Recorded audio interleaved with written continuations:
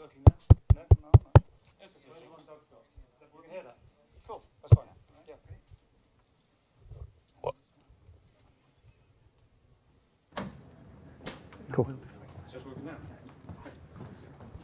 This is kind of odd to speaking to a mic and not, well, no, anyway. Everyone, welcome to Lean Agile Edinburgh meetup June. I see a lot of familiar faces, a lot of new faces as well, which is always a pleasure. I think the overall aim is to grow the group and get more people enthusiastic and share thoughts and ideas and practices, etc. Bit of housekeeping. Anyone needing to use the facilities, it's out through the door where you came in, right around the elevator, I believe. However, in order to get back in, you need to have like a pass. You can find them over there, so please feel free to go to the lavatory. There's no planned fire drill or anything, so we should all be fine. So in case you do hear an alarm, run out of the building as fast as you can. Fire exit here. Follow the exit Follow signs. me. Right. Brilliant. So for tonight, we've got Lars talking about the Cynefin Yeah. framework.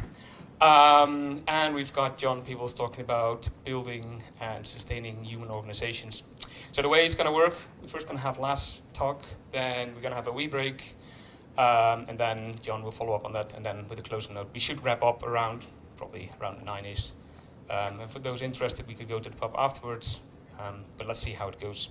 So, Lars is an agile coach here at Skyscanner. I think he's a lean enthusiast. Fair and he's going to talk a bit about the Cynefin framework. And I assume it's got something to do with embracing chaos and whatnot. And yeah, Right. and other things. Brilliant. Cool. Go ahead. Cool. Cheers, Ray. Hi, everyone. So yeah, I'm going to talk to you about the Cynefin framework. So I'm going to explain essentially what it is, why you should care, and how it can be applied to our domains. So because it's not something that exactly sells itself in its name, so I'm going to try and explain that. I think it was in the November meetup here where I said to a few people that Lean Agile Scotland last year was the first time that I felt I really understood what Cynefin was all about. I'd first heard about it 2 years previously at Lean Agile Scotland 2014, so it's taken me 2 years to kind of here and there get my head around it. So hopefully I can shortcut some of that for you guys today. So a couple of things ahead of before we start. So first of all, quite a lot of this thinking and my précis is still a little half baked. I'm still working on it. So I'm sure once you get into it and when you start reading and learning more about it, you'll get further than I have on it. Second, I'm a mere humble emissary in this information, and there are those out there who know and can speak far better than I can on the subject, but I'm going to try and give you the best I can in the next 20 minutes. And finally, it's not called complexity theory for nothing. There's a lot more below the surface, and there's a lot more than I can possibly get across the next 20 minutes. So go out there and find out more. I'm going to put the slides online. I put the slides on Twitter and on the meetup group at the end, and I've got a big pile of references and all kind of stuff for you if you do want to know more afterwards. The guy who knows a lot about this is a chap called Dave Snowden. He's relatively well known on the Agile and Lean conference circuits, and he's been talking about this stuff for quite a long time. So he was a director of Institute of Knowledge Management at IBM from up until 2004. He then left IBM and started his own consultancy called Cognitive Edge, where his first customers were the Singaporean government, and he worked onwards from there. He eventually created the Cynefin framework at IBM, and then took that and used that as his sort of differentiator out in the private sector. He's also very active in academia as well. So all of this stuff has a really strong academic foundation to it as well. It's not just something some consultants thought up because it helps them sell day rates. There's a lot of really strong theory behind all of this as well. So this is where a lot of the stuff is where theory meets practice, which is what makes it really interesting. This is what Gartner says about Cynefin. It's a sense-making approach designed to improve situational awareness and decision-making.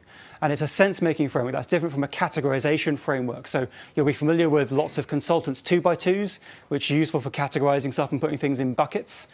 This is different.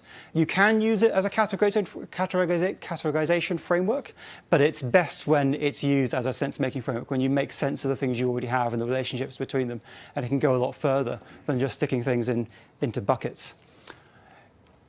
It was first publicized in HBR in 2007 as the lead article on the cover of HBR here, about the leader's guide to decision making. Just like last month, where I said Agile was all about knowing how and when to make decisions, so is Cynefin. It's a very, very similar pedigree that we're talking about. It's not about management of stuff. It's about knowing when and how to make decisions and which approaches we should use to making which decisions when. So it's published in HBR. He actually found it was being used by the US military. They've been using it for about 10 years before he found out they were sort of using something like this framework.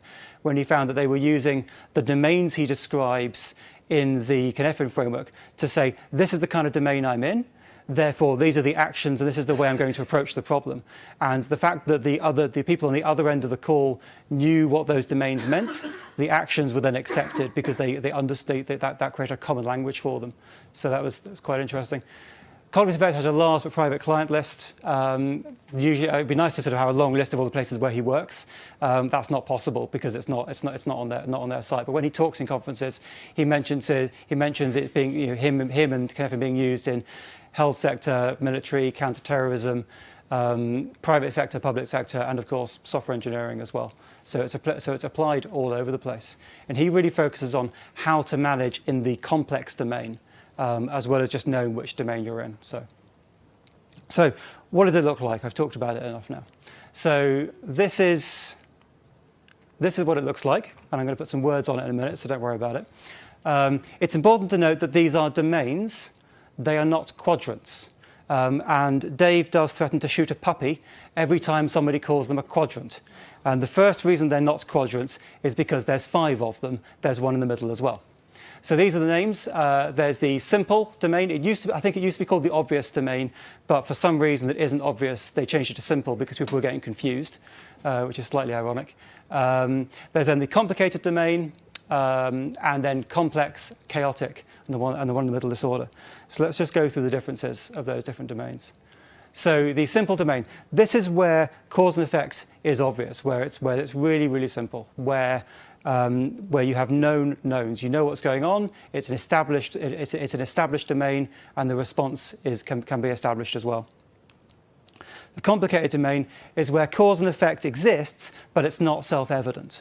Okay, so it's possible to work it out either with experience or with analysis or with a combination of both, but you have to apply something.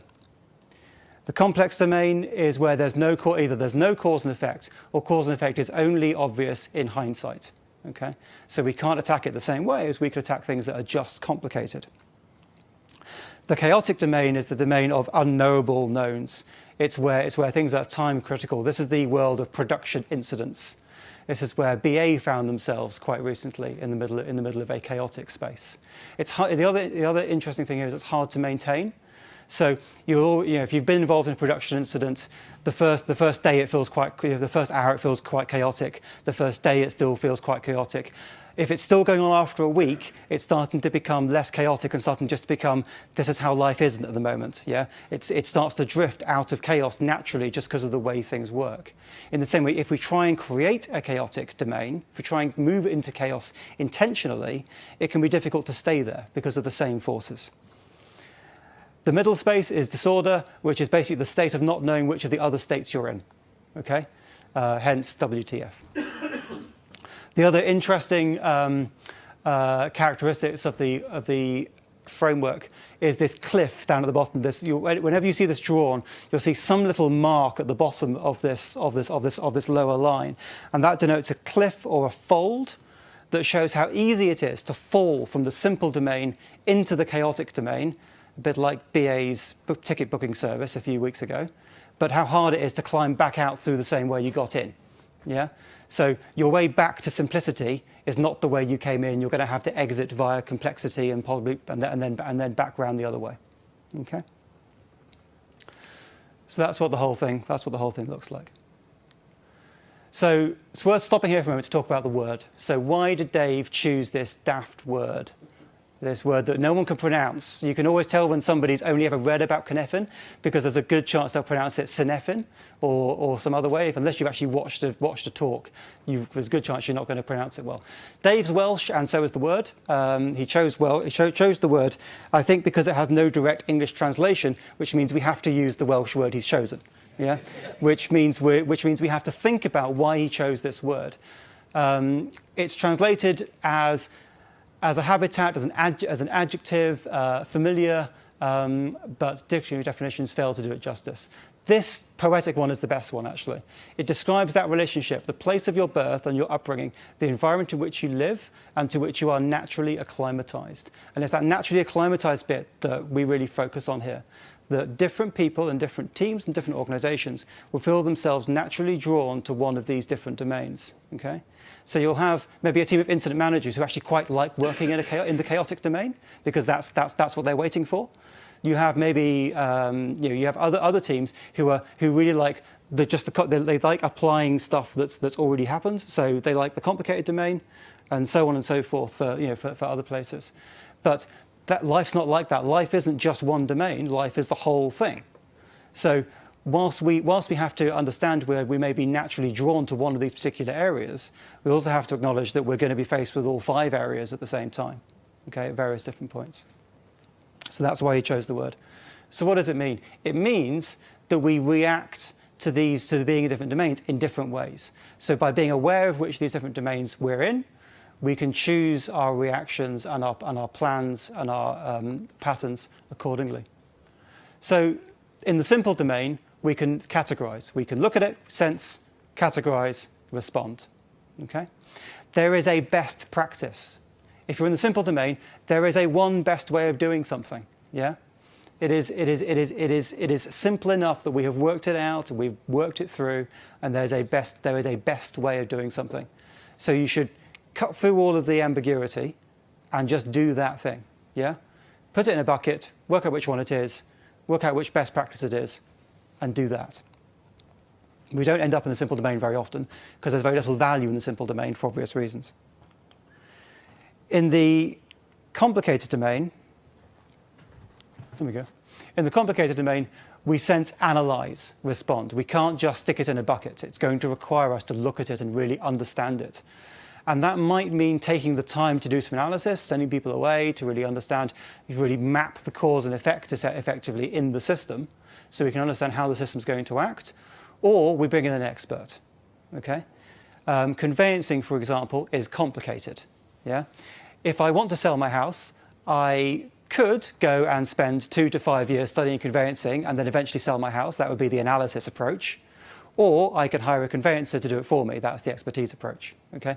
What I won't do is I won't test and learn my way through conveyancing, right? Because there's a way of doing conveyancing. But there are a number of ways. It is the realm of good practice. There isn't a one best way of doing something. There are a number of different approaches. Okay? In the complex domain, we can't do those things. We can't just analyze it and look at it and work out what we're going to do, because the cause and effect relationships don't exist in that way. We have to actually influence the system and see how the system responds to us. So imagine a large amorphous customer group or a large organization. You can't plan exactly how that system is going to play out. So you have to test. Yeah? You have to probe, test, sense, see what comes back, and then you can react. Okay? It's the world of emergent practice. What you should do will emerge over time. That doesn't mean to say the practices you use when you're in the complex domain are emergent, but your actions, what you do in the complex domain when faced with a complex problem, will be emergent. The solution will be emergent. The chaotic domain, act, sense, respond. If you're in a production incident and you're losing, £10,000 a minute, you don't have time to do a lot of analysis to work out what you should do. You should just turn the servers off. Yeah, you have to do something now, stop the bleeding. Yeah, make it safe. Then you move into the complex, if it in the complex domain, the complicated domain if you're lucky, and then you work out what you're doing. You act. You take some action, sense, and then you respond. Yeah, which probably moves you out into the complex domain. It's the world of novel practice. You can't plan for it. You don't know what you're going to have to do until you find you have to do it. Just do something. So that's what all that looks like. So what does that look like if we're building products? If we're building software products particularly? So here's an idea. So if you're in the complex domain, you're not sure of the problem. You're not sure the problem even exists. You have a hunch. This is, I'm building a business plan. I think I found something. I think I found a justification for a new feature, but I've not proven this is valuable to anybody yet. As you move through the complex domain, you start to validate the value. You start to validate that this problem actually exists and it's worth solving for people. As you move through the complicated space, we start to get qualitative and then quantitative validation of the solution itself. So we actually understand the problem exists, and we have a solution that actually solves it. And we start to get to that place. Down in the simple domain, we're solving a problem that somebody's already solved. We're copying our competitors or copying other solutions that are out there. Okay? And you'll see the value is when we're working in the top left space. Yeah, the value is when we're doing something new, when we're finding new problems that people haven't articulated yet, when we're finding new problems for new solutions, not when we're working in the simple space where we're delivering things that people have already delivered. And that means our practices need to change as well. If we validated the solution and we're delivering that solution, the way we should deliver that solution, work with our teams, differs from when we're trying to validate that the problem even exists. So here are some more ideas. So in the complex domain, we should be prioritizing by learning value because we don't understand what's going on. We need to learn as fast as possible. We need innovation. We need value discovery. There's a high need for agility because what we're doing next week might change based on the outcomes of this week's experiments. So there's no point planning 3 weeks ahead, and we need a team that is set up so we can pivot on a dime and change to whatever the next week's experiment is going to be once we've learned whatever's coming out of this week's experiments. We've got a very limited value horizon. We don't know what's happening next. This is where build, measure, learn, lean startup lives. On the right, in complicated, we're firing for effect. We're prioritizing for feature and value delivery. We've got that longish product backlog that Scrum would like us to have, so we can work through stuff. Yeah, and we can commit to longer sprints. So maybe on the right, you've got a team where you've got a sprint of maybe a week, maybe 2, maybe even 3 if you're that certain. But on the left, it's going to be a week max, and maybe you're even using Kanban because you're not even sure what you're going to be asking the team to do on Friday. But maybe if you're doing that, maybe you're close to the chaotic domain.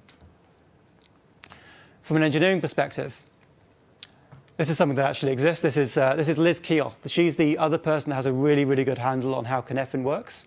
And she spends a lot of time, most of the time, focused on software engineering applications of it as well. So she's a really, really good person to have a look at her writings and her talks on. So a couple of years ago, she published this thing called Capability Red, which is this sequence here. So from an engineering perspective, if no one has ever done this before, it's highly complex. And we need to do lots of testing and learning. If somebody outside the organization has done it, but we don't have access to the information, probably a competitor, then we know it can be solved. We know it can be done, but we don't know how it was done. Yeah? So we know there's a solution out there. We know we're onto something, but we're still going to have to work it out from first principles ourselves. So that's the complex domain. Moving into the complicated domain, somebody inside our organization has done it, and we have access to the expertise. So it's just complicated for us. It might be a lot less complicated for them because they've already been there. Moving down, somebody in our team has done it. So it's complicated for most of us, but not all of us. And then at the bottom, we all know how to do it, but we're not going to bother doing it again, so we're going to use a library instead. Okay? So again, our practices change depending on which one of these states we're in. In the complex domain, we're going to use spikes, minimal viable tests, minimal viable product, build, measure, learn, again. We're focused on speed to test and learning, throw away code. We're not going to write things as beautifully as we would write things if we were in the complicated domain, because we're not sure if this stuff is going to survive the end of next week. We're also maybe going to use parallelization. I had an interesting chat with Liz last year about the place of pairing. And her and Dave were talking about parallelization in terms of if we've got a really, really complex problem to solve, what you should do is get as many people as you could, as feels relevant to work on the problem independently and see what solution they all come up with separately, and then either take the best bits from all of them or take the best of those solutions. Dave's got an interesting story he tells about the US Navy lost a submarine, it was downed, and they had a team of analysts trying to find said submarine, and they split the analysts up into 4 teams. Each answer from each group of analysts was off by a number of miles, but the combined average was close enough for them to find the sub. So that's the advantage. That's the advantage of parallelization. So if you're in a complex domain, you don't know if you're keeping what you're writing. So we're not really aiming for high quality, but aiming for fast learning. So maybe parallelizing and seeing what solutions everyone comes up with independently is the right way to attack it. Pairing lives in the complicated space. Again, we're firing for effect. This stuff is going to last. This stuff needs to scale. We need this to be high quality. We want to minimize errors, minimize waste. So we want to make sure we want to catch errors as early as possible. So pairing makes sense. We're building for scale quality. Speed to production is useful here. Getting things out to how fast can we get things to production. We're going to use experts. If we've got somebody in the team or somebody in the company who already knows how to do this, we're going to bring them in because that just makes sense. And down in the simple space, we're either going to work on our own or we're going to use libraries. Hopefully, we're using libraries rather than writing stuff for ourselves here. So the way you can apply these things, both the engineering side of it and the product side, is by breaking whatever problem you've got down into as many parts as you can, and then seeing where those parts fit in these domains from a product and an engineering perspective. So we did this on a project at Skyscanner recently. This is one of our advertising projects a few months ago. We mapped all the component parts. We found that actually none of this was complex. So we realized we didn't need to do any spikes. We didn't need to do any parallelization, any preparation. We just needed to build this thing. What we did find is there were a couple of things that the team themselves had no expertise on how to do this.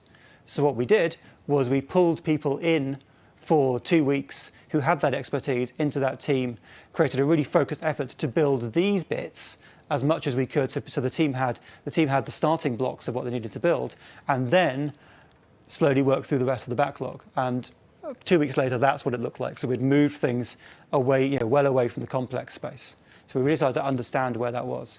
You can use it in retrospectives as well. What problems do you have as a team, which are complex and which are complicated, and really understanding that is useful. So as you can see here, things move. So how do things move around this framework? So there's a sweet spot between complex and complicated. We pick up valuable problems in the complex domain, and then as we validate, then we move through to the complicated domain, deliver that, and then move back through to the complex domain to pick up our next piece of value. That's the sweet spot you want to get into. But there are some other movements to be aware of as well. First of all, just making things less complex, moving from the far edge of complex towards the less complex edge of complex is useful.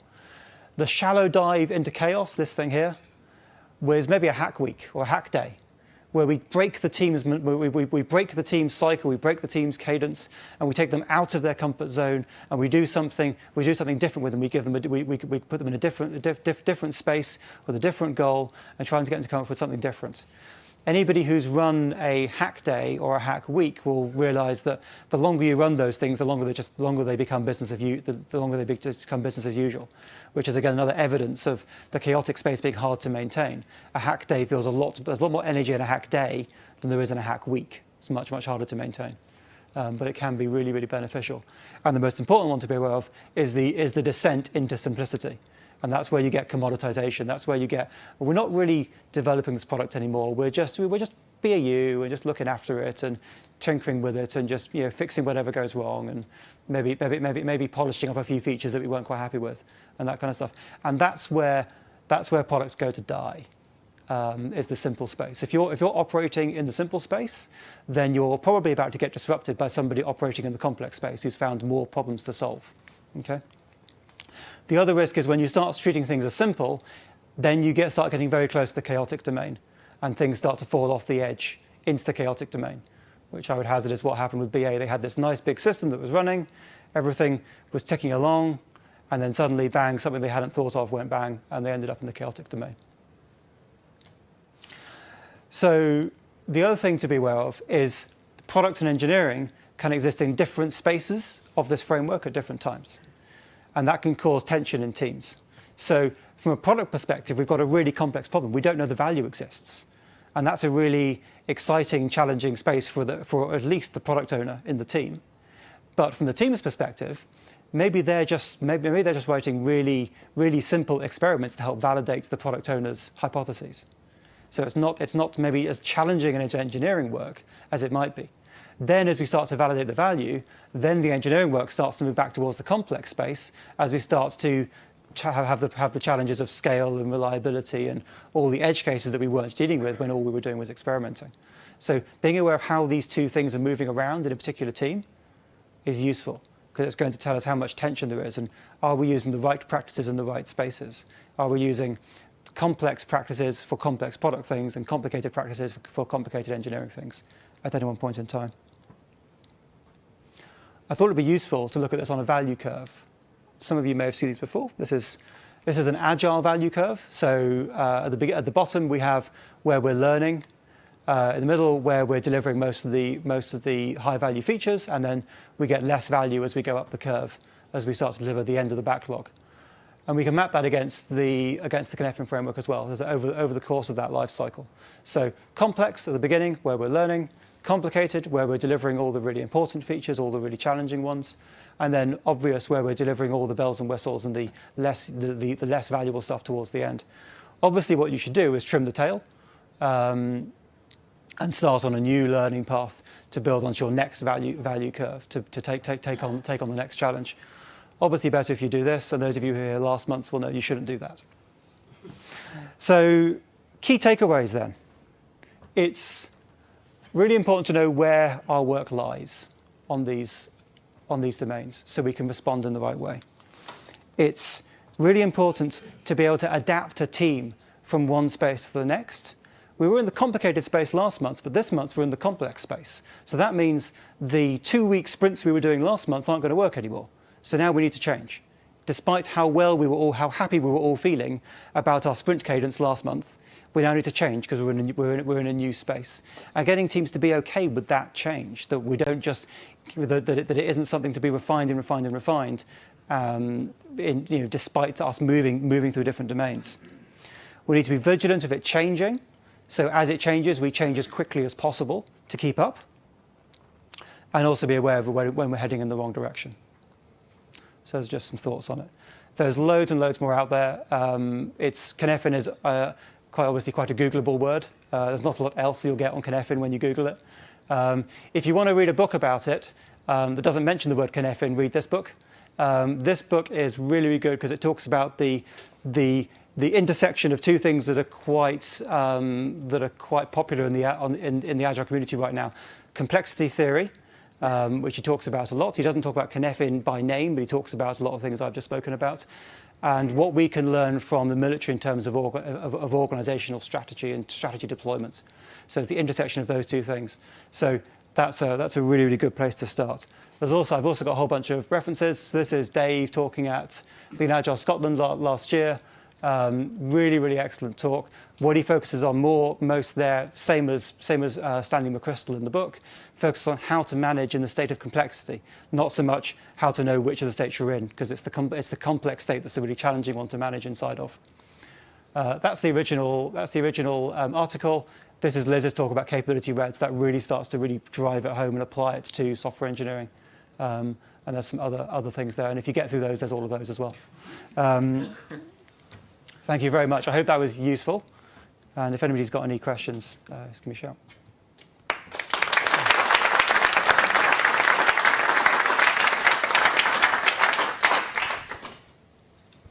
Cheers. Thanks very much for that.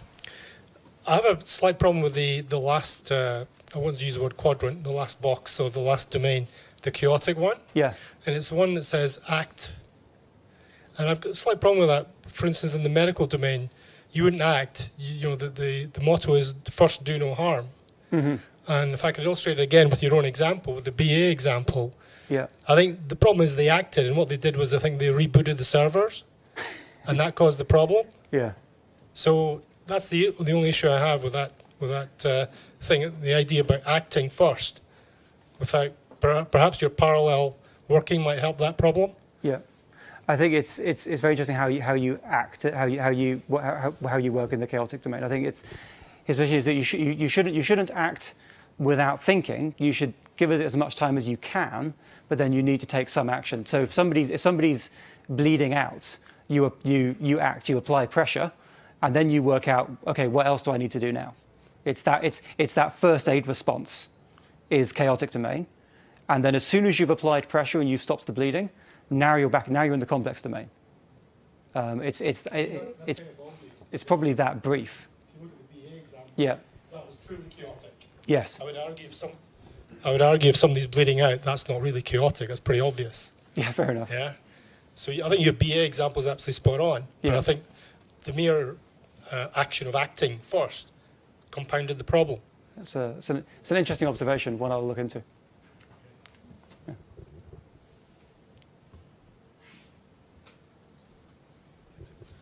You mentioned the idea of using parallel streams to investigate complex problems. Yeah. This isn't really a question, but it's important that those parallel streams don't contact each other, because if they do, then you don't get a good average solution. Correct. They will pollute each other and they'll come to some sort of Yeah, and in groupthink. the US Navy example, they isolated the teams. Mm. Yeah. Any more questions? You mentioned knowing that you're going on the wrong track. Yeah. How would one first go about diagnosing that? I think the wrongest of wrong tracks is the descent into simplicity. So if you feel like those are the things you are doing, then and either you can sense that by we are just categorizing stuff and taking actions, or you feel that in the nature of the problems you are solving, then you are descending into simplicity, and then you need to do something about it. That's probably the wrongest of wrongest places to be. The other thing is, are you rightfully in the complex? The complex or the complicated spaces are the ones you want to be in. Are you in the right one at the right time for where your business or your project is? It's just trying to think through that.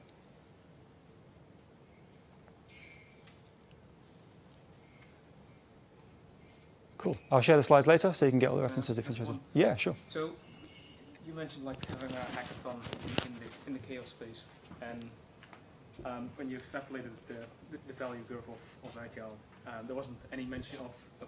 Sorry, let me repeat that. So in having a hackathon and seeing that on a value curve within Agile, there's obviously some questions around how do you kind of embrace the unpredictable kind of thing, because that's where you can actually pivot into something else, right? Yeah. I mean, there's complex where you actually have a goal, and there's like the things that just cross your path and you say, okay, this is what we should be doing. Yeah.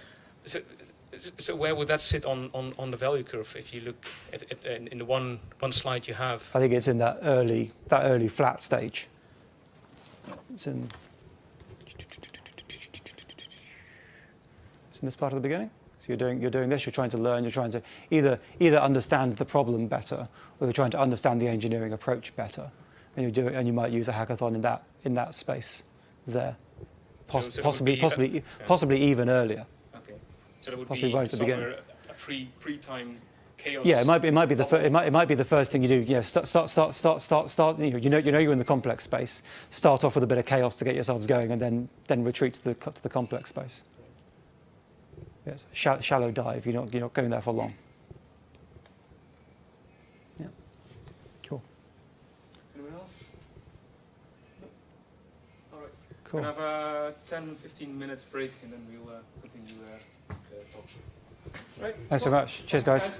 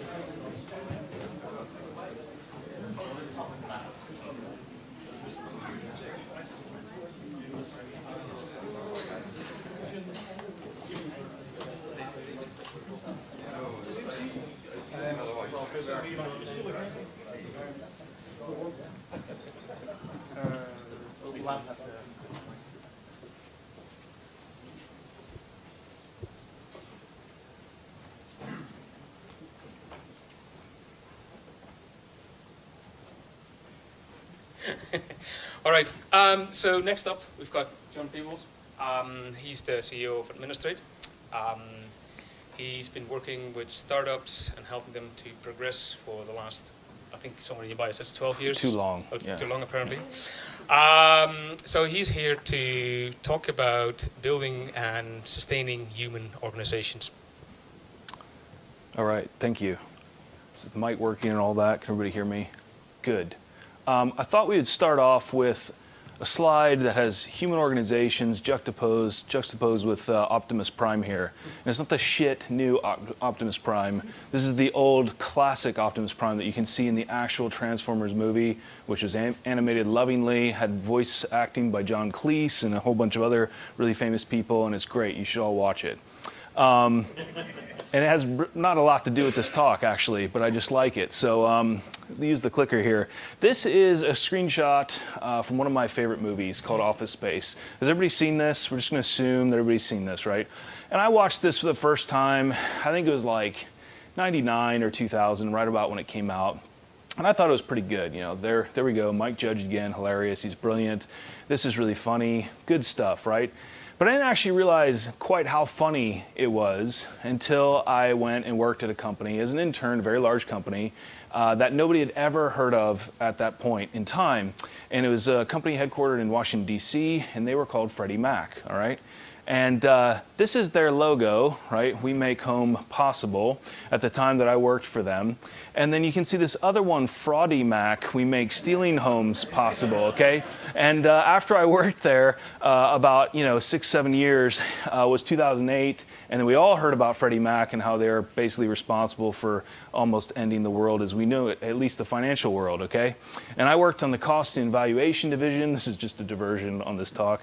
I worked on a team called the costing and valuation division, and our mission was to basically get a supercomputer, at that time a 256 node Linux cluster with 2 CPUs in every node. Is amazing, right? And it would have made it into the top 100 list of supercomputers at the time, actually. But we wanted to use that platform to basically try to value the portfolio that Freddie Mac had of loans, all these things, pools of loans that they would then bundle up and sell on the street. And we would get these models delivered to us by econometricians, and we'd plug them in, and they would run a Monte Carlo simulation, and they were trying to do it every day, run 300, 400, 500 different simulations, and see, how the portfolio would do. And so in 2008, I called up my buddy who still worked there, and I was like, Eric, what happened to the models? Why didn't they predict this? And he said, oh yeah, they predicted it years in advance, right? But everybody's bonuses were predicated on keeping this machine going. And so, we all know what happened. And that's just a little sad moment of demotivation for all of us.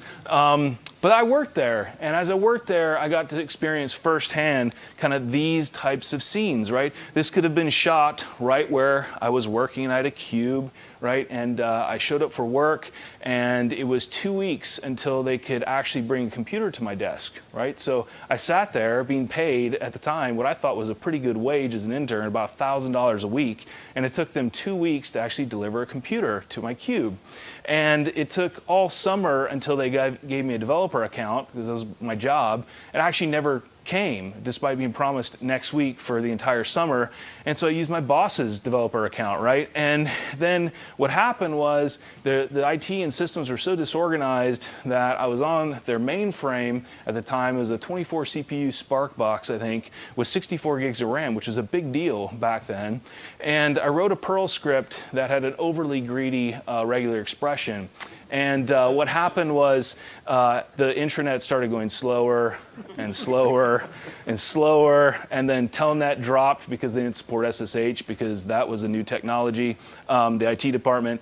And then basically the whole intranet went down, and 5,000 people couldn't do a lot of work. And the phone starts ringing. It was that classic thing where my boss got yelled at, and then his boss got yelled at, and they just kind of went up the chain. And it was like living in this movie, and it made it that much better, right? And so that was Freddie Mac. And the other memorable thing, I finally found a picture of this thing, was one of my projects for that summer was to build our costing evaluation division's internal web page, right? And we had to have a mission statement, okay? And I said, I went to the team, there's like 7 or 8 of us, and I said, what's our mission statement, guys? What's the mission of our team? And they said, I don't know, right? We don't really know. And one guy said, you know, on Dilbert.com, they have this awesome mission statement generator, right? And it looked just like this, right, at the time. And you could regenerate, right? And we envisioned to quickly enhance virtual solutions as well as dramatically reinvent network perspective. I can't even read products in order to solve business problems. Sounds great, right? So what we did is I wrote a scraper and it scraped down about 100 of these, and we put them into a little array, and every time you loaded the web page, you would grab a random mission statement, okay? And the thing that was amazing about this is nobody ever noticed. Nobody ever noticed at all. We were getting congratulations in from other teams. Oh, great site, you know, and all this stuff. And it was just kind of that thing, and I knew that, you know, I could work in a big company and I could be successful and I could enjoy it. I didn't hate it, but it was comical, right? All this stuff that was always happening. Okay, so very briefly about Administrate. Like, who am I? I'm just a guy talking, right? I'm the CEO of a company called Administrate. We make training management software. We're headquartered here in Edinburgh. You may or may not have heard about us. But you take everything I'm saying with a grain of salt, right? I'm just a guy up here talking. I don't have all the answers. We make lots of mistakes. We've got some people that have worked on our team before in this audience. They'll tell you all about them. You know, we're humans, okay? So take everything with a grain of salt. And just for some context, because I think that's really important, we're a SaaS product sold as a subscription. It's B2B. It's an enterprise tool. It's big, boring business software, but we happen to be very, very passionate about that. We're not perfect, right? And we help basically companies manage the delivery of training, learning development, what have you. All the stuff that happens around and outside of the classroom that none of us have ever thought about, despite all of us having attended school for at least some time, all right? So all of the stuff that I'm talking about kind of comes from that context. If you have a consulting firm, take it with a grain of salt. If you've got a different business model, take it with a grain of salt. If you're a one-man band, et cetera, all right? And Administrate is my 4th startup. Well, it could be my 5th, depending on how you count, okay? And that means that there's something wrong with me, right? Have you ever met somebody that ran an Ironman before? Do we have any Ironman competitors? Okay, nobody is that demented in this audience, right? But there's something wrong with people who do Ironman, there's something wrong with people who do startups, and there's something really wrong with people who do multiple startups. So somewhere in the DSM, there is a diagnosis for those of us who choose to do this more than once, all right? A lot of what I'm talking about here today has been informed through the journey that I've had with multiple startups. And I did something fun. I've given this talk in various forms kind of around different places, but I thought I would mash like 5 of those talks into slides in kind of semi-random order, so this makes it interesting for me. So I don't actually know the flow. I might backtrack a little bit. But my previous startup to Administrate was a company called Century Data Systems that's headquartered in South Florida. South Florida, right, Fort Lauderdale, Miami, for those of you who sometimes think Central Florida or Jacksonville might be, you know, South Florida, right? You have to drive 4.5 hours north to get to Orlando, okay? It's that far south. It's the worst place in the entire world to headquarter a startup in, but that's what we did. And we had some success there. We started with just a few guys and a laptop, and over about 5 years, we grew it to about 120 employees, about 35 million in revenue, and that was the point where I left, and it continued to grow after I left. To today, they're probably 300 employees or more, and probably 60, 70 million in revenue. All right, and you know, as I transitioned out, there were kind of 2 or 3 things that I was thinking about, and the first one was, why were we successful? What was the secret to our success? Was there a secret to our success? Was it just luck? Okay, because I think unless you're extremely arrogant, which I am, but even if you're extremely arrogant, you sometimes think, well, was that it? Was that the high point of my life, right? Was I like one of those high school quarterbacks in the United States that they make television shows about in Texas, that's the high point of their life, right? And it's all downhill from there. Was that what was happening, right? And so I thought about this a lot. And one of the things that I really started to think about a lot and believe in, and I'd always believed in at that company, was that people were really a big part, a big ingredient in any successful company. And so that's one thing that I thought about. And the second was I had very clearly defined values that I wanted to impart on the organization. And I could do that because basically I was responsible there for everything but sales and legal. Okay, so of the 120 people, about 100 reported up to me, and I got to structure the department how I wanted, all that type of thing. And we had the way we did things, we had values and so on.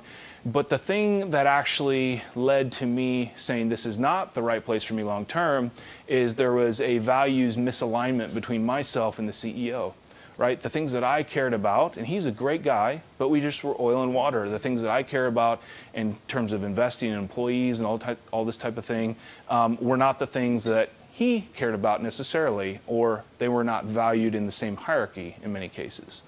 And so I felt like there needed to be a change. I wanted to move to Scotland, and I found myself at Administrate.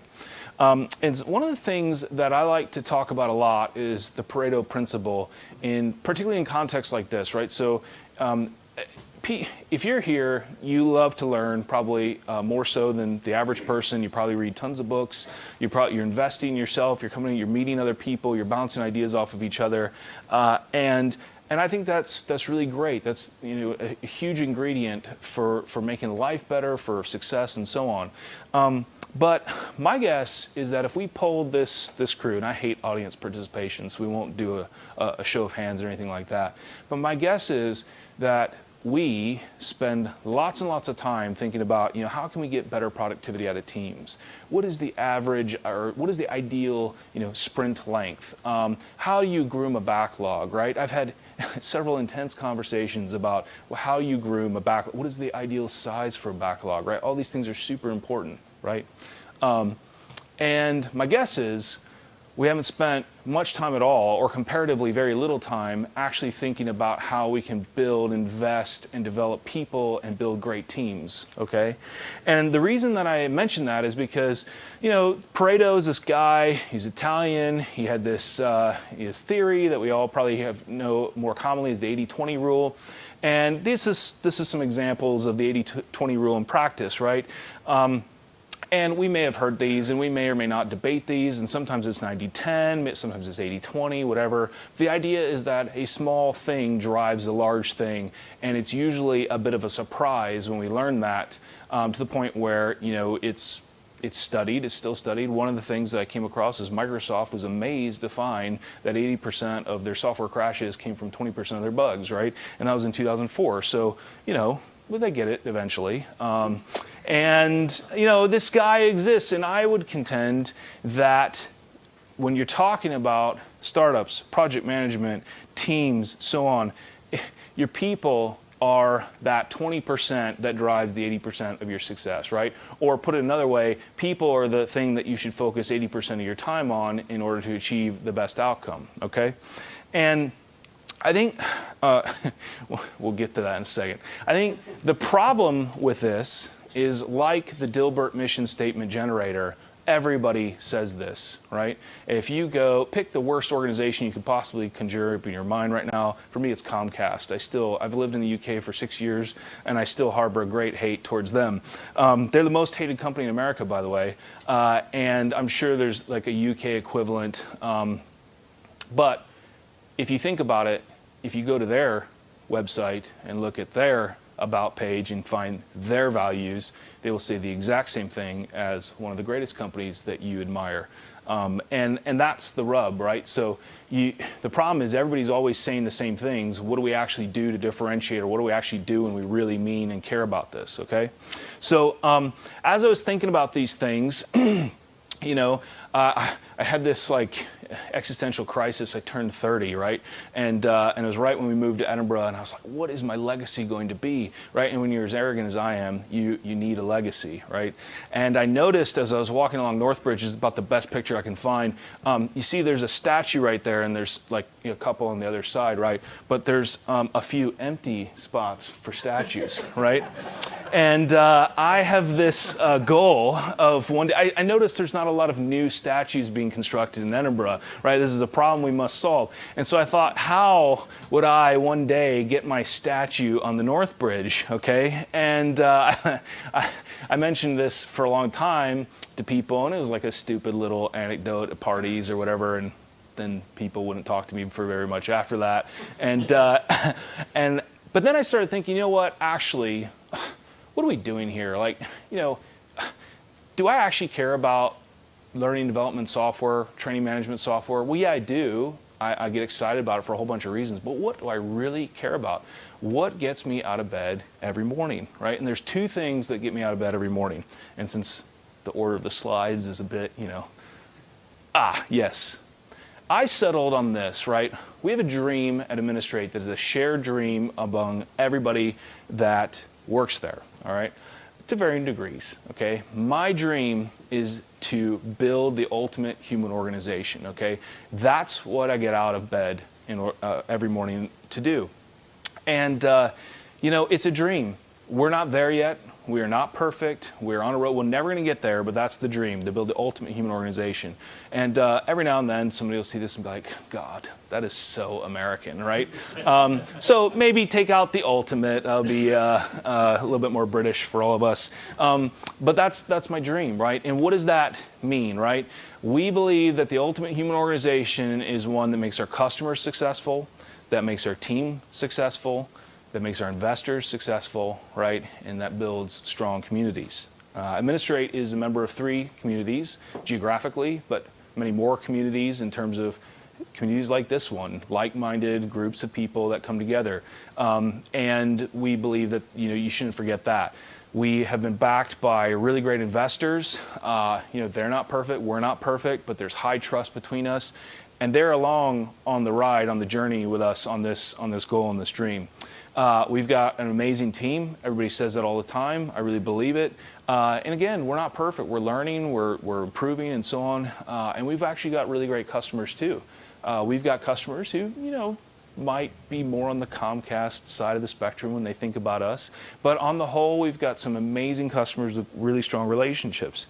And we're out to kind of answer this question, right? Can we build this thing, this large, multinational, high-quality growing organization, right, and stay true to our values? Is that possible? Can we do it without turning into the Dilbert-esque thing?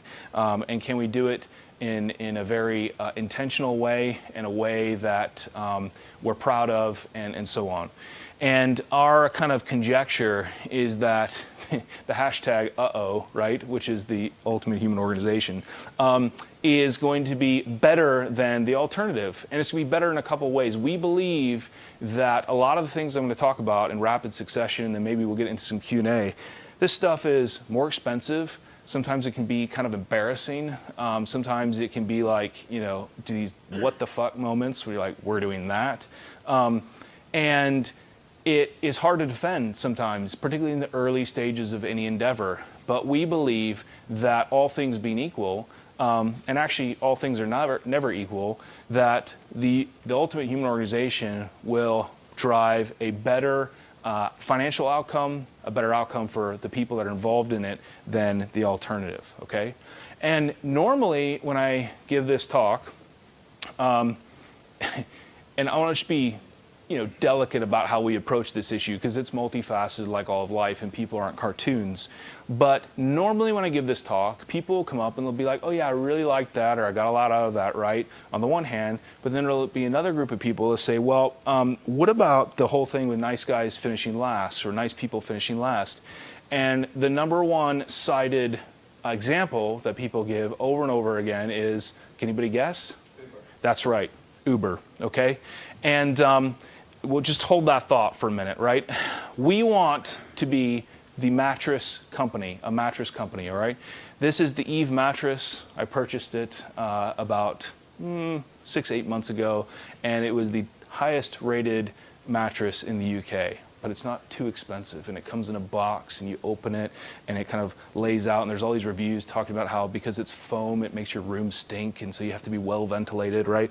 But actually, it is pretty good, and it really helped sleep and so on. And if you're a rental, I would really recommend getting a good mattress, because they say that you spend a third of your life sleeping on your mattress. So get a good mattress. Well, guess what? You spend a third of your life at work too. And when you think about that, that can be kind of either depressing or encouraging. And we want to kind of have that idea that when you're on your deathbed at one day and you're thinking back about your life, that we never want people to regret time that they spent at Administrate or at work or with the team. That's kind of one of those perspective moments. And we still believe, oh, this was a GIF. It's pronounced GIF, by the way. I met the creator of the file format, and it's pronounced GIF. Oh, no, it didn't work. But it's a money fight, okay? We still believe that we can have money fights despite doing all of this stuff, right? We still are invested in targeting a great financial outcome, all right?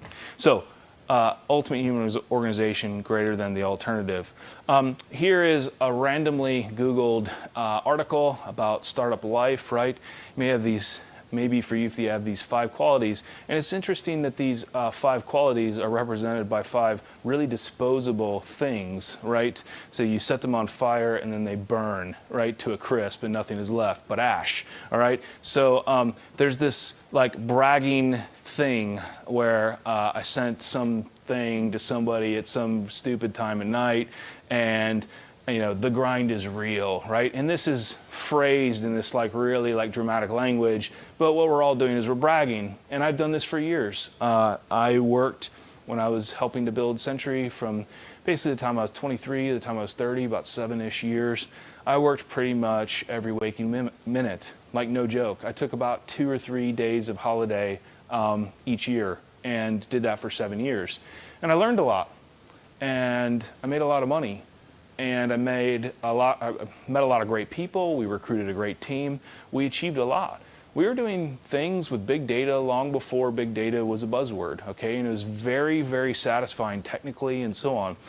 And guess what? I got to the end of that, and I started thinking back, and I don't have any memory really of that time frame. I just really don't. It's just kind of black, right? I'm a workaholic. Okay, I love to work, and you know, I think that can be a really good thing. That can also be a devastating and destructive thing. And there are workaholics in and among this audience today, and you know who you are. And you know, I don't know. I still struggle with this, right? Because it beats being, you know, somebody with no motivation or whatever. Those people still irritate me, like they probably irritate some of us in the audience. But it just gets destructive, right? I don't know how to stop, okay? And so some of these things that we're talking about with Administrate and this ultimate human organization is building this organization that can inoculate itself against the demons that may be present within our team, within our environment, that are always pressuring us and pressing down on us, all right? So yeah, Uber, right? This is always the example cited, the counterexample to the ultimate human organization, right? This is a company that is, you know, the best ever, blah, blah, blah. And you know what? That culture that they created. Now, I want to be delicate here because, like I said, people are not cartoons, okay? And I don't know Travis, but he's a real person, and he's probably a pretty decent guy, and he's probably somebody that, you know, is better than a lot of us, and certainly myself in this room in many ways. But the thing that I've learned is that it doesn't matter how great you are, but as your organization grows and scales, if you don't have those values and those systems and that culture ingrained where it becomes real and it's not just the mission statement generator on your website, if you don't have those things, then what happens is the negatives and the aggression and all that type of stuff starts to bubble up and permeate to whatever, and success can cover a multitude of sins. And so basically, you know, they've got a big problem to fix now. and the company could be in big trouble. It's just we're going to have to see this play out. All right. So I think when you're playing the long game, the smart money is on companies that really invest in their people, and we're not even talking about finding the smartest, brightest, best people ever, because if you've ever heard the term the best and the brightest, is that a term here in the UK? That was coined by an author who wrote a book about the best and the brightest that were assembled to be in John Kennedy's cabinet, and they got us embroiled in the Vietnam War, right? And the book is about that, about how the best and the brightest got us involved in the stupidest thing of all time. Okay, so we've talked a little bit. Hopefully I've convinced you to maybe that this is an important or an imperative for organizations. Well, how do you do that? I'm going to flick very quickly through a bunch of slides and just talk about how these are some of the things we've put in place. And please remember, it always sounds really great on the outside, right? When people ask, oh, things must be so perfect and administrate, right? And well, why do you think that? Well, I read something in the newspaper the other day. It's like, well, there's like an inverse correlation usually between great press and how things are going internally, all right? The best press we've ever got was on like one of the worst days I ever had at Administrate. It's just fear and loathing in a startup. It's a roller coaster. It's always interesting, right? But here's some of the ways that we have tried to implement this. And the thing that is great about this is you can learn, mix with, see, borrow, steal, beg from other organizations and see how they're doing it, and they're putting their own flavor on it, all right? So we invest in people, right? That, might sound like it's pretty straightforward, but actually think about back to that book or how much time we've invested in learning about teams or people and so on. It takes a lot of time to start investing, and particularly as your team grows, it takes a lot. So the investments that we're making have started early, and in many cases have started earlier than most people will tell you in startup terms, okay? For example, we hired our HR or our people operations individual about the time that we hit, I think we were at about 18 people, okay? That's considered to be very early. If you read literature on startups, particularly out in the Valley, these are companies that are well-funded, can do pretty much what they want. They'll say hire HR at about 50 to 60. First-time founders tend to wait to about 100, right? And you've seen that played out, locally with some startups that are very close and rhyme with FanDuel, right? And Skyscanner, okay? And they just waited too long, and they've said, yeah, I wish we'd hired early. And guess what? I waited too long. I waited to 100 people at Century, and then we hired somebody. So that's not a slight or a slam. It's just first-timers tend to wait too long on hiring HR. And we decided to do it fairly early. It's a difficult hire. You got to get it right, and you can't really hire the typical HR person because everybody hates the idea of HR as is played out in office space, right? And everybody actually likes it when things are running well and it's done well. So we did that. That was a really clear, important thing for us. We put in a clear management structure. You wouldn't believe how many times I walk into an organization and they're talking about something, and I'm like, well, where's the org chart? Well, I don't know. Last time we updated was 6 months ago, and you're like, okay. And then usually the problem will be unclear reporting structure, and there's a scene in Office Space that deals with that, right? Where it's like I have 3 bosses, and when I make a mistake, they all come and yell at me, right? That's a pretty simple problem to fix. But the reason we don't fix it is because we got to get that sales proposal out to that customer, and we didn't hire the people operations person, and so it gets put in a drawer, right? And I get it. It's a normal thing, but maybe reframe how you're approaching this, because if we actually think this is 80% of our success ingredients, what are we doing, right, when we ignore this, all right? Communication is really, really important. I think a lot of companies do a good job on this nowadays, but it's hard. It's really hard, okay? We do it in a variety of ways, and this has evolved over time. We have a weekly all-hands meeting. It lasts anywhere from about 15 minutes to about an hour. We do a mega pulse. We call it the pulse, and it happens every day. And it's actually kind of tricky to do because we've got an office in the Middle East, we've got an office in the United States. We got to make sure that we're broadcasting and real time and all that stuff. But it's not that hard to do. We do it every week. I think we miss or cancel maybe 1 or 2 a year. And it's just really important to come together. And a lot of it is just repeating things like, what is our dream? What is the vision of the company? What are we working on right now? What's important this quarter? And, the first 5-10 minutes is just repeating stuff. Because in groups of people need to hear it, and it needs to be repeated. And we basically say, until people are mocking you, right, the message hasn't gotten through yet, okay? So that's kind of the way we just repeat. And that's one of the things. About every other month, we have what's known as a mega pulse, where we get together and it's about an hour and a half, and we blast through a whole bunch of stuff. There's Q&A and all that. And these things take a lot of time to prepare. It's at least a half an hour or to an hour of my time every week, but it's important, and so we do it. The first thing that happened when we got a CFO in was he calculated up exactly how much time the pulse was costing and realized it was about 2,000 pounds for that meeting every week. And we said, well, that's cheap, right, if it's this important. So we have the minutes from our executive team meeting are basically made public and distributed after every meeting every week. We do the same thing with most of our board pack. Every month, the team gets our MI information, so we don't hide any of it. They get the same MI pack, the management information pack that our board gets, and they get more information than our investors get. And we spend time educating people on how to read it, how to analyze it, what these mean, and so on. Some of the probably most literate people you'll find in Scotland on SaaS benchmarks and so on are working in Administrate because it's just part of the language and what we talk about. And again, we're not perfect. Last week, we had a great team member going on maternity leave, which I hate, right? Because it takes great people out of work. But no, we try to support as much as possible. But I still hate it. I can hate it and still support it.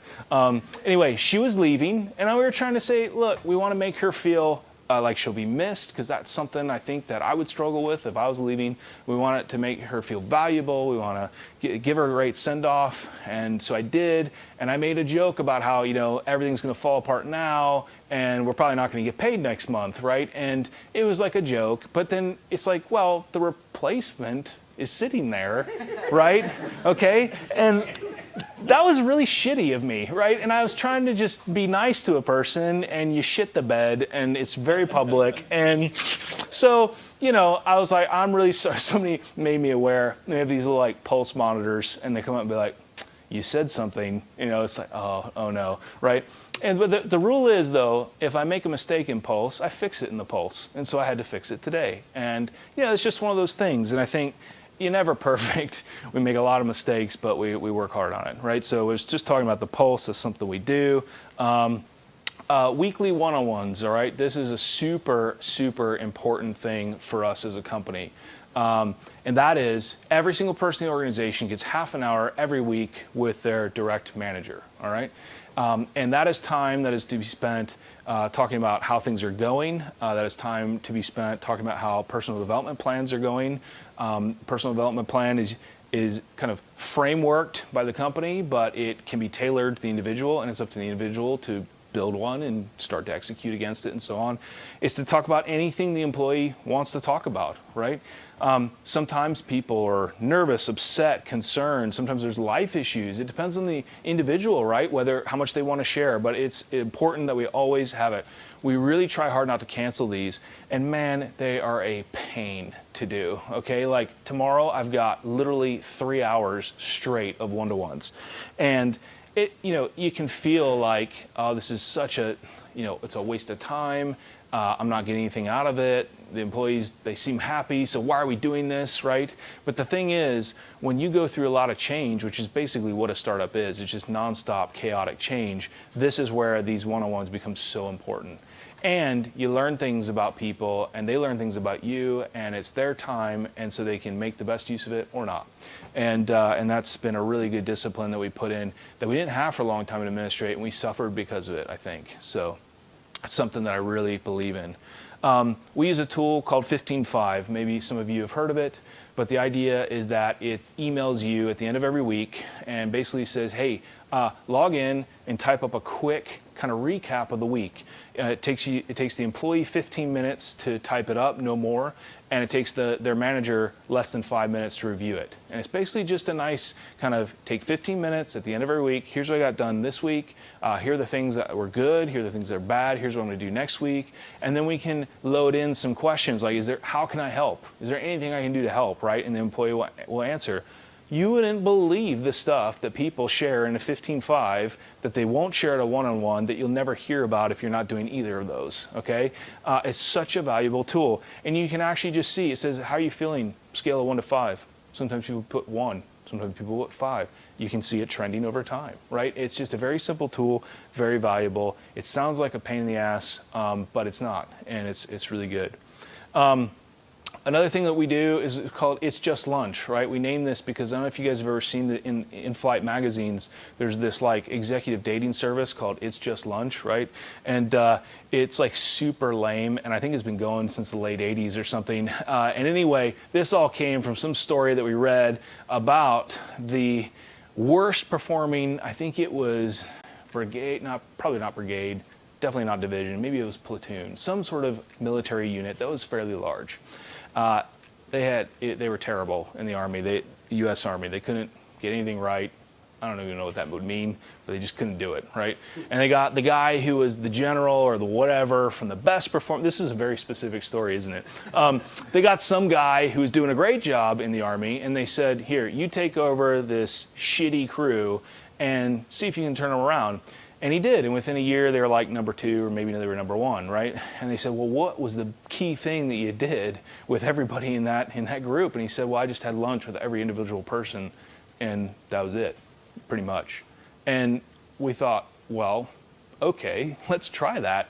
Let's see how it goes. So every Thursday I have lunch, and every Thursday our chief commercial officer has lunch with an employee. And we were about 55 right now in the company, so that means I can cycle through the whole company in a year. We'll have to figure out a way to do that as we continue to grow. But you wouldn't believe how great these are. I got to tell you that it's good for the employees. Like we've caught some issues because people will know, and they'll be like, yeah, my lunch with the CEO is coming up in 3 weeks. Sometimes I just get hammered, right? I just get absolutely lit up, and usually I deserve it. And then sometimes people are like, no, things are going really well, and so on. And the thing is, when things are going really well, a lot of times I might be having a bad week, or I might be discouraged about something. Maybe we've just been out of 2 really, really tough years.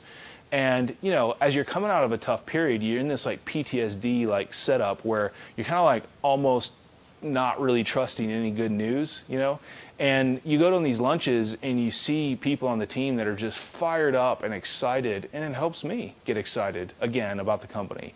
And so this is a really, really key thing that just has paid off so much. And, you get a free lunch out of it too. So it's pretty good. Let's see. The people board.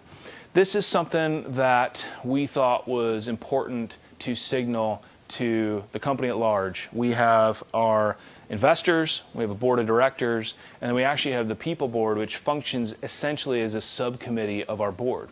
The people board meets, I think it's every other month. And we have an agenda, we have minutes, we have things that we need to address, and we're focusing on how are we doing with our people. And a lot of these things that we're talking about have come out of the people board, and it's been a really good thing. And it's got that authority where it's different individuals in some cases from the board, and we're trying to figure out how do we elect people onto it and so on. How do we get those dynamics down? We're still getting comfortable with that.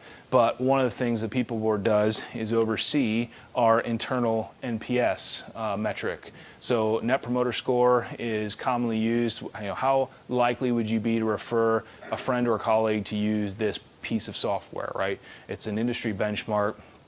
And it's a way of calculating how positive people are about whatever it is. We do the same thing for working at Administrate. How likely would you be to recommend to others to work here? And we track that every quarter.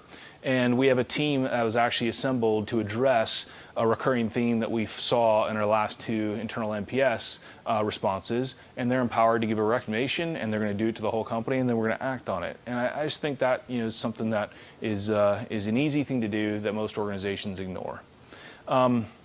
We have a policy that we will meet or exceed, not are exceed.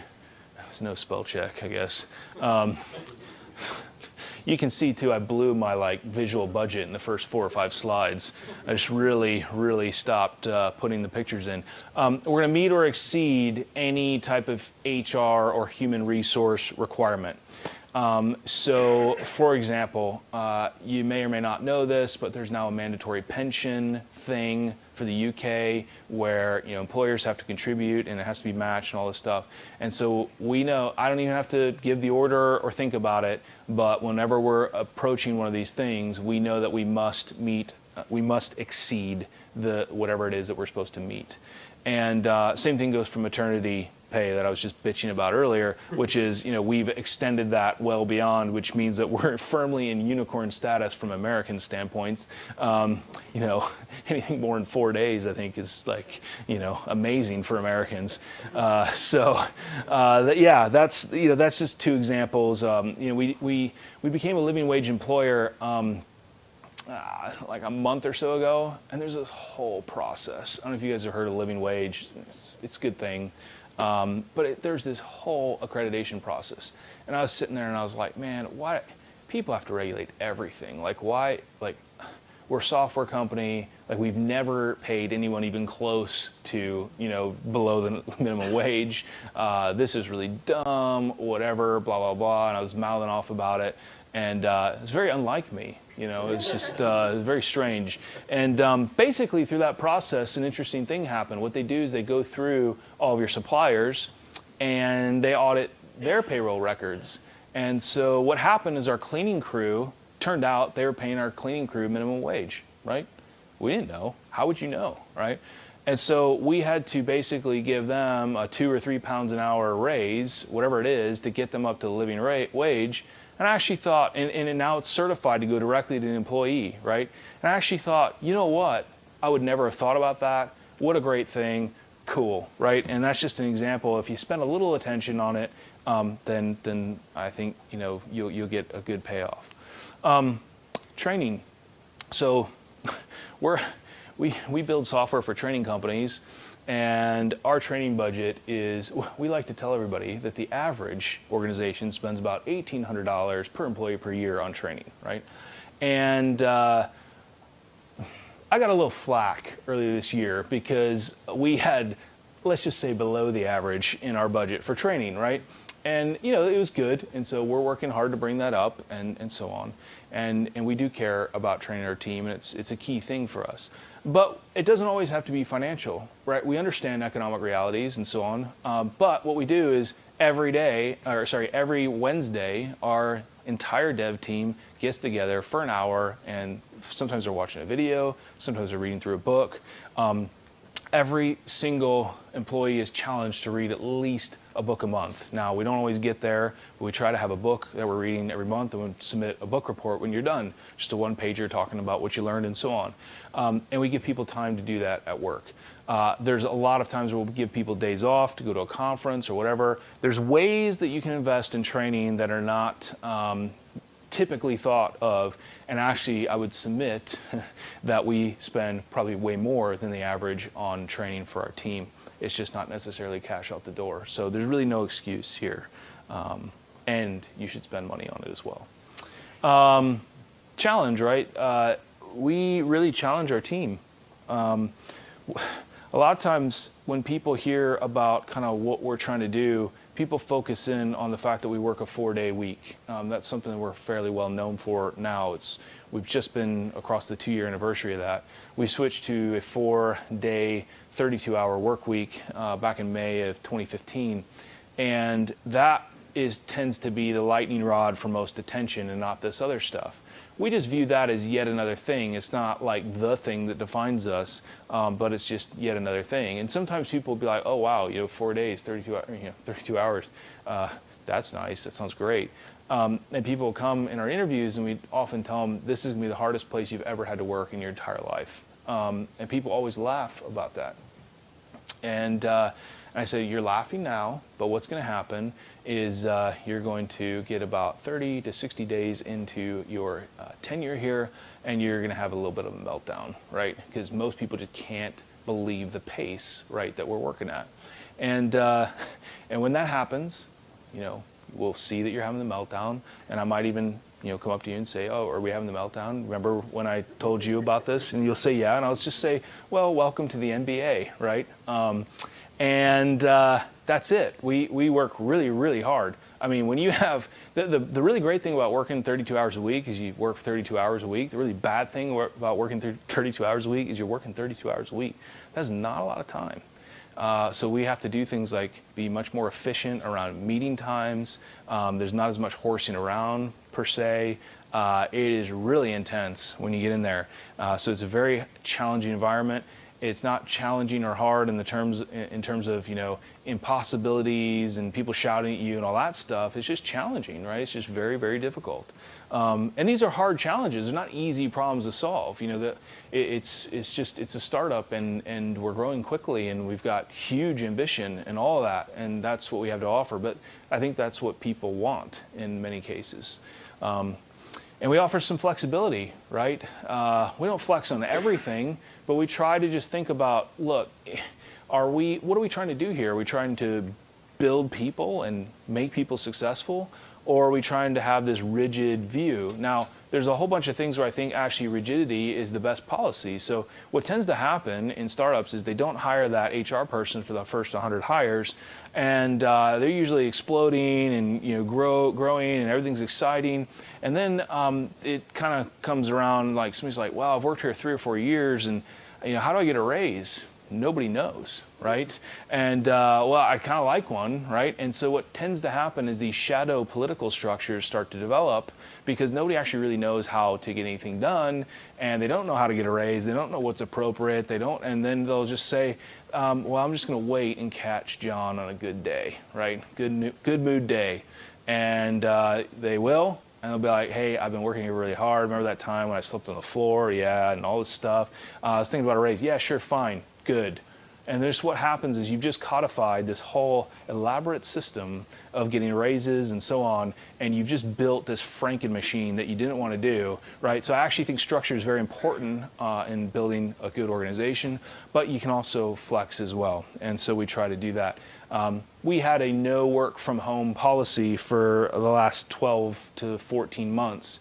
And that was mainly because we were growing our engineering team from about 5 people to about 35 people in about 6 months. And we just felt like, you know what, we need people to be in the same room, killing each other physically as opposed to, slacking each other, shitty things. And so that was fine. But now we're at the point where things have solidified a little bit more. And we had a person that was like, you know what, I've got these issues. Let's flex a little bit, right? Trust and transparency. So we talked a little bit about the financial transparency and all that type of thing, but we just try to be transparent by default. And again, like we screw this up all the time. We try not to, it happens, but we're just trying to trust our employees. We have no fixed expense policy, and we never will, right? There's no actual limit to spending by an employee. The litmus test is just, are you treating company money as good or greater than your own, okay? And if you'd spend your own money on it, then go for it. And if not, then don't. And that varies by person and position and all that. So we think it's a really good system.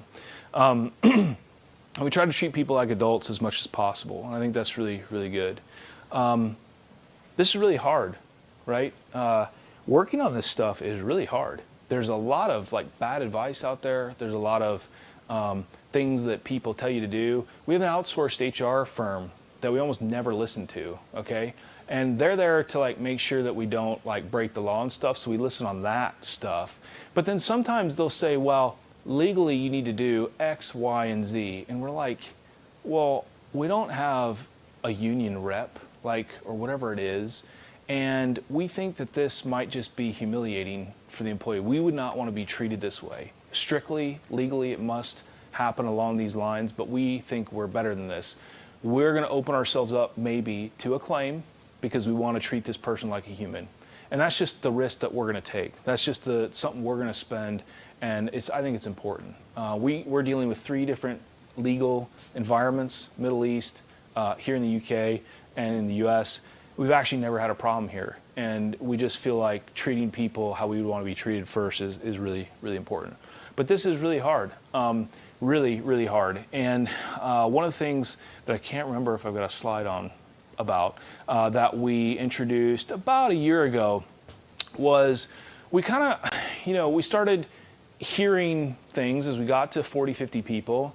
And one of the things I learned when we got to 100 people at my previous company was pretty much every day there was some employee or HR related disaster happening.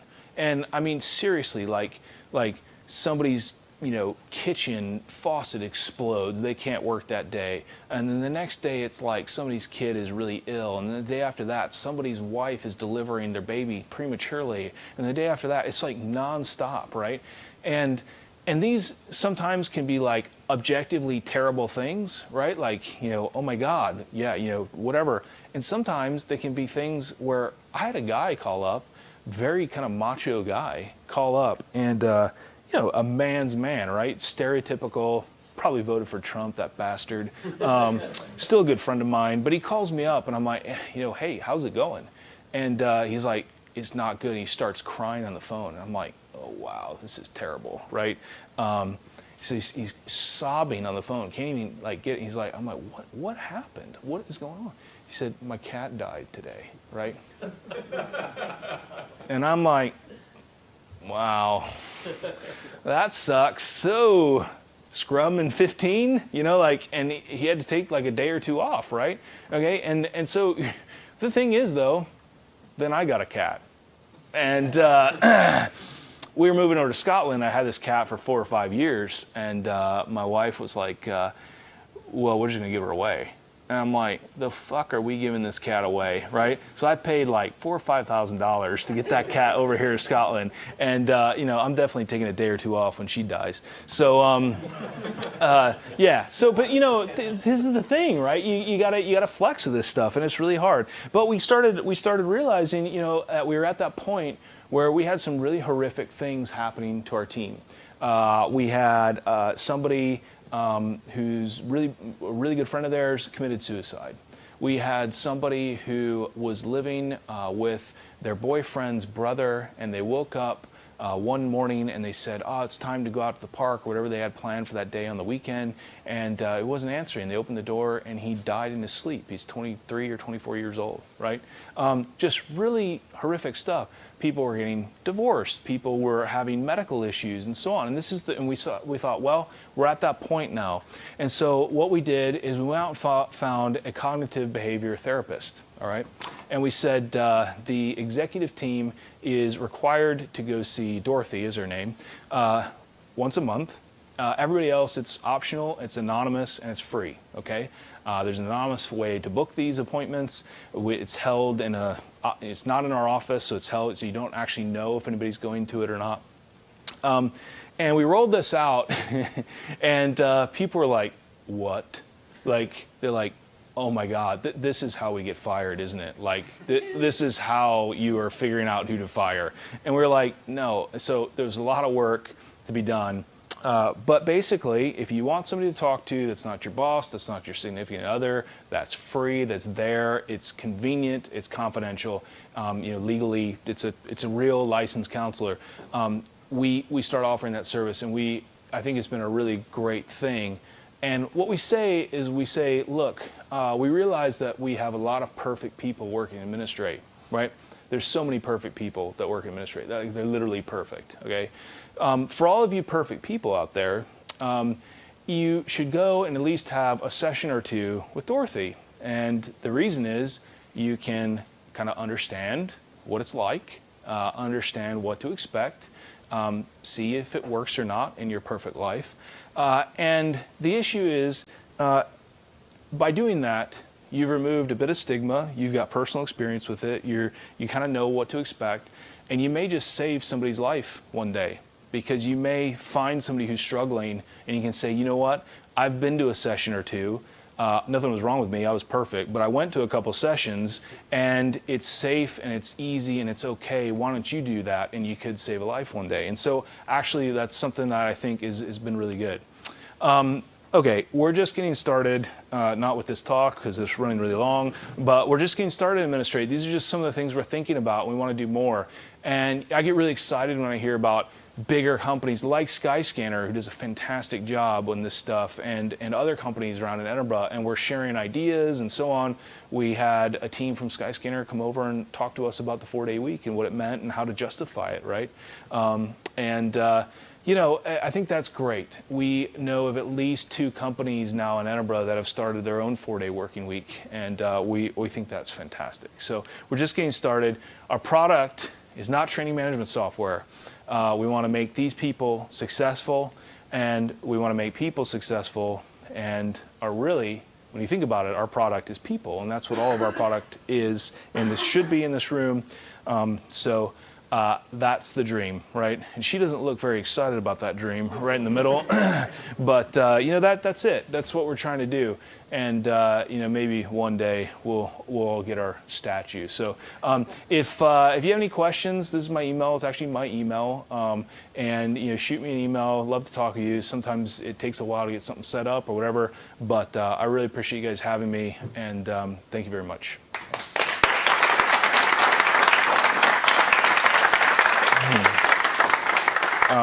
And I don't know, like, if there's a few questions, maybe ask a few. If not, I'll be around afterwards. Yes. So you said that you have a 4-day. Sorry, you've got a 4-day week, 32 hours, and everybody works, you know, hard. They work efficiently, they work intensely. How does that affect your culture in the company? That he says there's not much horseplay. How do people bond? Do they have a laugh? Are they friends? Yeah, I think so. So I find I'm incapable of working without goofing around, right? Like, it's just, you know, and we got 4 different cultures at Administrate. We've got Eastern Europeans, we've got British, we've got Americans, and we've got Middle Easterners, and we're all running around colliding, you know, and it's pretty chaotic at times.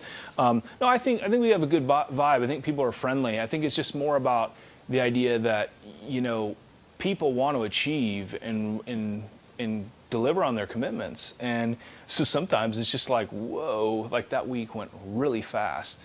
And you know, sometimes people are working later. We kind of try to keep an eye on that to be like, hey, you know, what's going on? What are the reasons behind this? You're working too long, you know, that type of thing. There's a lot of the going out to a pub type thing as well after work. We just, you know, I think I've worked in companies that were really great that everybody starts goofing off at like 2 or 3 in the afternoon on a Friday, you know, and people bring in beer, and you know, nobody does any work after like 2 or 3 p.m. We just don't have that luxury, you know, at Administrate. So.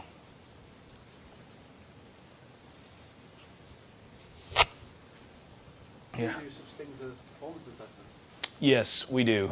Question about performance assessments. So we have.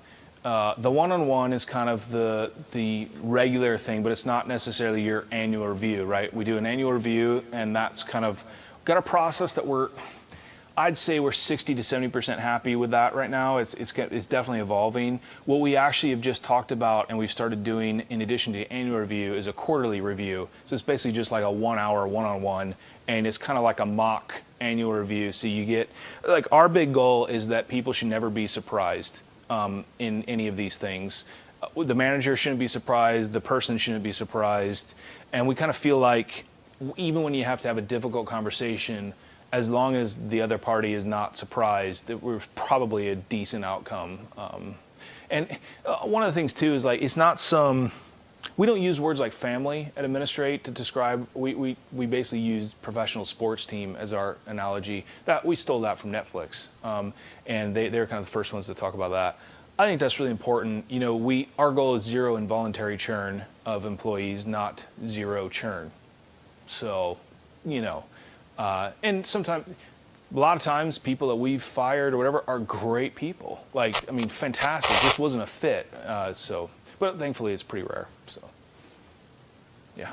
The same for 4 days that we work. No. So what happens is if you're a customer-facing team, the teams, we've devolved that power to the teams, right? If the teams are customer-facing, they have an SLA that they need to hit.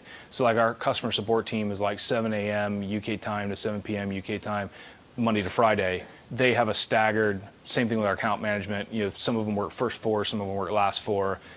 And that's another nice thing because it compresses down your actual available meeting times to only 3 days, right? So that's kind of nice as well. Really, really good artifact to that. Do you find people coming in on the day that they're not meant to be there so they can just catch up? It's their time. I think it's really rare now. When we put the 4-day work week in, there were periods the first year where we had not managed the business or the team size well. We had a couple of instances where there was a period where we worked 7 days on a team for about a month. And it happened to be the same month that the TechCrunch article where we were on the front page talking about our 4-day work week came out, right? So that didn't feel very good. But you know, we say, look, every now and then we have to work more days, but it's such an obvious management fuck up when that happens that you just feel terrible and you do everything you can to avoid it. And there always has to be a clear metrics-based path back to a 4-day week. I think for the last 12 to 14 months, I'm not aware of any team that's worked more than 4 days on a routine matter. Most people don't come in on their 5th day. I'm pretty pleased with that. Yeah. You talked a lot about sort of human-centric organising. I like what you said, and you've said a lot about human-centric organisation. What about the power of role modelling within that? Yes, I'm a really bad role model, if you're asking about me. This one always comes out where people are like, well, do you work a 4-day week? And I was like, well, no. It's aspirational. I think, and that's a management failure, actually. That's a personal failing on my part, right? There's no reason why I do that. So our executive team tries to model this as best we can. We're in a pinch point right now where it's very difficult for 2 of us to be working the 4-day week. We have committed to this year working no more than 5, and we're trying to get down to 4.5 in half 1, and we're trying to get down to 4 in half 2. That's a personal struggle that is real. Do what I say, don't do what I do. I wasn't necessarily focusing in on your 4-day week, but you talked about a wide gamut of different things that would feed into the human organization. Yeah, I think role modeling is super important across the board in a lot of areas. It goes back to stupid things like when you make a mistake publicly or embarrass somebody by accident. Again, forget me and that stupid story, but like we just believe that, you know, we need to, nobody's above the law. We need to really treat each other like equals, and all the same rules apply. You know, it's just really, I think it's really important, and we get that wrong too. A lot. I'd say we make as many mistakes or more mistakes than any other company, probably more. We're just trying to respond in a decent way, and a lot of times, you know, it can be really seductive when you've got a lot of problem solvers together in a group, because we love solving problems and we love solving problems quickly. And when somebody brings you a problem, I want to solve it, right? And we want to solve it. And a lot of times what tends to happen is somebody will be like, oh, I'm kind of having a problem with so-and-so. And I'll be like, well, I got a thought here. Have you talked to so-and-so? No. Maybe perhaps about this problem? No. I think you should talk to so-and-so, right? And then they do that, and they're like, oh, you guess what? It worked. right? Like, there's no issue, right? But that, I think, is a seductive thing where, like, you want to just be like, well, fine, then you just take the project, or, you know, whatever. You just want to solve something so badly sometimes. And I think just those types of things we try to point out, call each other on, and so on. Yeah. What proportion of your staff are female? Good question. I don't know off the top of my head.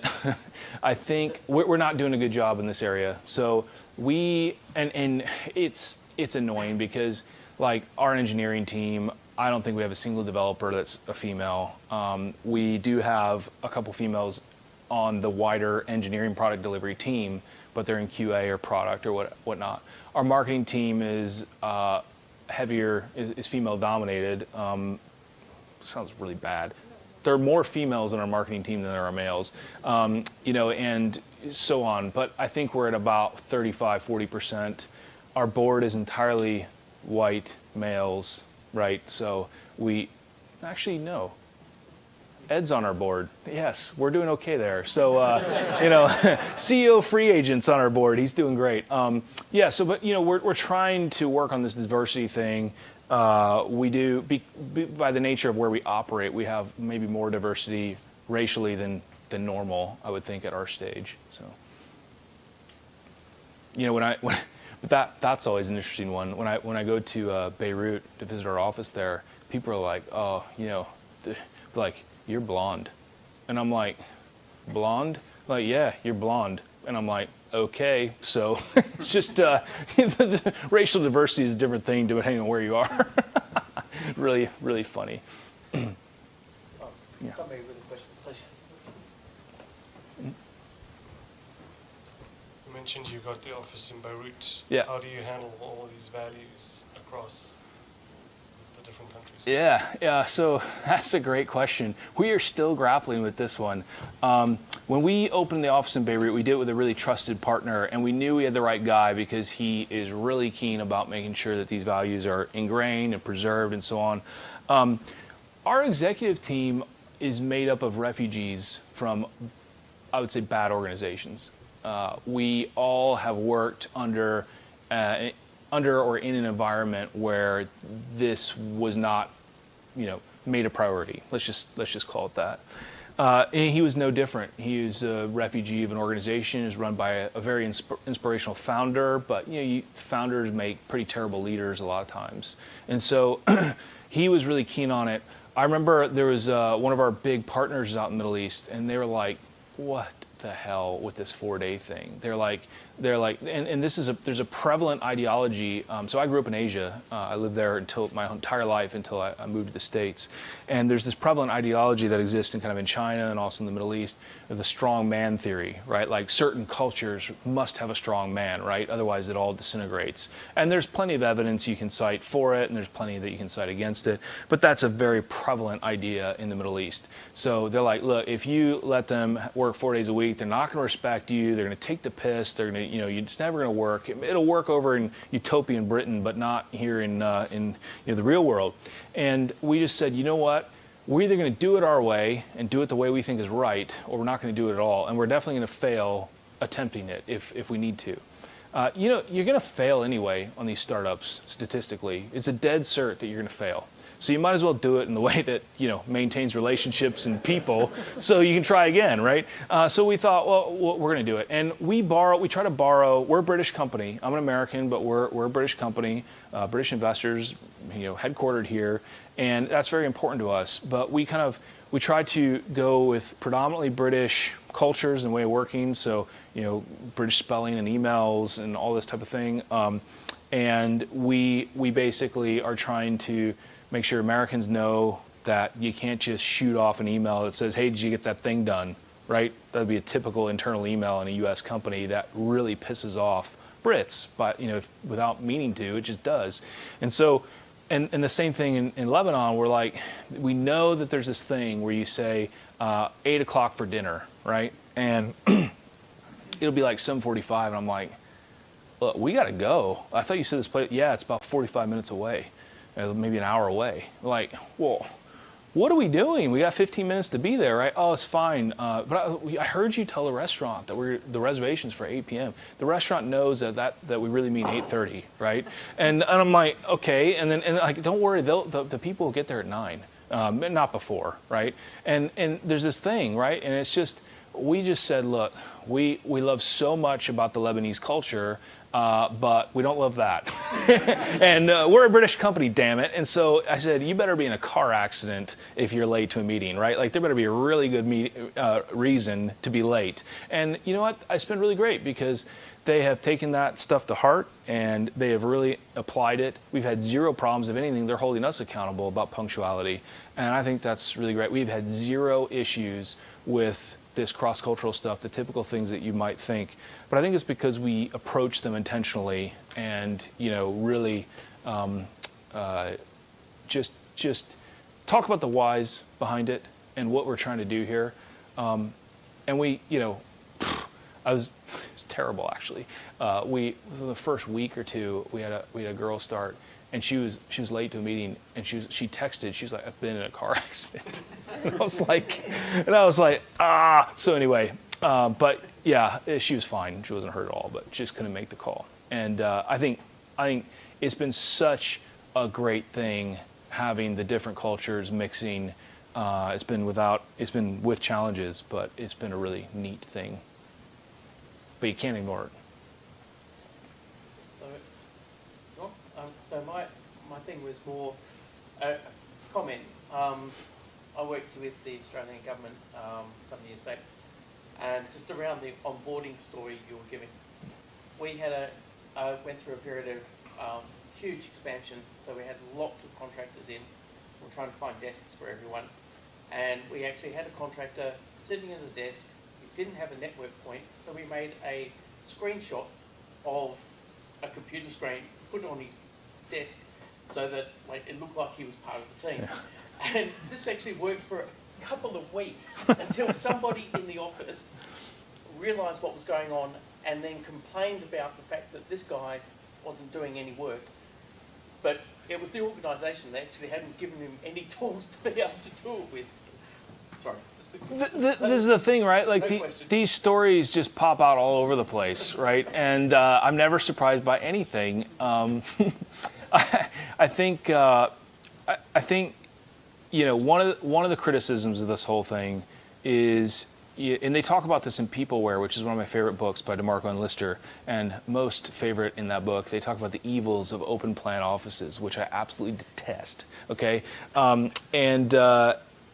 anyway, Peopleware basically talks about the when you give a presentation like this and you have a close-knit team that's really working very well together, what tends to happen is organizations get afraid of that. That team, they've all kind of decided to start wearing black T-shirts, and they all go out to the pub together, and they're always together, and they're just and we have a risk here. Maybe we've got a risk, and all this stuff, and it tends to make organizations very nervous, and basically you start hearing, and this actually happened, believe it or not, in an organization I was part of, but people are like, they're kind of cult-like, kind of like a cult. They're the cult, right?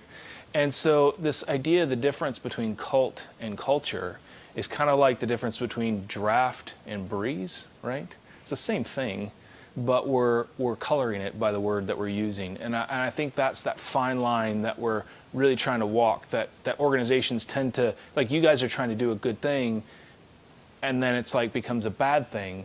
And it's like, well, really, like there's people involved, it's just like real people involved, so yeah.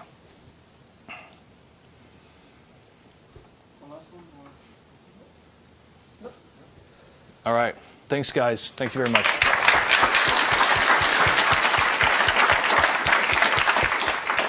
All right, so before we wrap up, I'd like to give a thanks to Product Forge for recording and streaming the event. Of course, a big hand to Lars and John for doing the talks.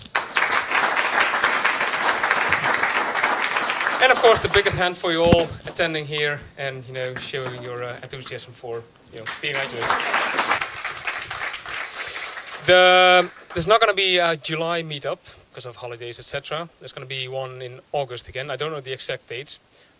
It's either going to be Kanban game or some sort of Lego gamification learning session. We could put out a survey, see what interests people the most. So that's in August. I know the Scaled Agile will do some pub session presumably in July. So maybe if you really can't stop going to meetups, then maybe that might be one to attend to. Let's see, did I miss anything else? No. So we got the August thing. There is.